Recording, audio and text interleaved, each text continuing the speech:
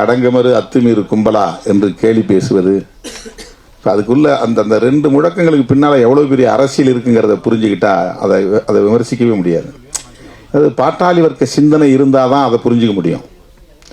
உழைக்கும் மக்களுடைய நலன்களை பற்றிய அக்கறை இருந்தால்தான் அடங்கமறு அத்துமீறு திமிரி எழு திருப்பி அடி இது வன்முறைகளை தூண்டுவதல்ல, வன்முறைகளை எதிர்த்து நிற்கிற டிஃபென்சிவ் ஸ்லோகன்.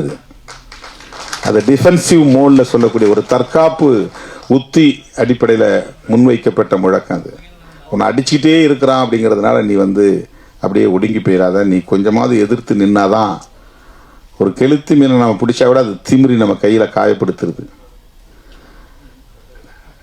தேலுக்கு கொடுக்கல விஷம் இருக்கு, பேணி லேசா சீன்னா அது கொட்டுது. குளவி கூட்டை அப்படி லேசாக கலைச்சா அவ்வளவும் அப்படியே நூற்றுக்கணக்கான ஆயிரக்கணக்கான குளவிகள் எவன் கலைச்சானோ அந்த கூட்டை அப்படியே அவனை கொட்டி தீர்த்துருது. இதெல்லாம் இயற்கையிலே இருக்கு. இந்த எதிர்ப்புணர்ச்சி இதெல்லாம் வன்முறை கிடையாது. குளவி 4 பேரை கொட்டுதுன்னா சும்மா இருக்கிறவனை கொட்டுதா? கூட்டை கலைச்சவன் மேலதான் கொட்டுது. தேல் கொட்டுதுன்னா சும்மா இருக்கிறவனை கொட்டுதா? யாரு போய் சீன்றானா அவனை தான் கொட்டுது. தேல் கொட்டுறதுதான் திருப்பி அடின்னு அர்த்தம். குளவி கொட்டுது பாருங்க, அதுதான் திருப்பி அடித்தல்.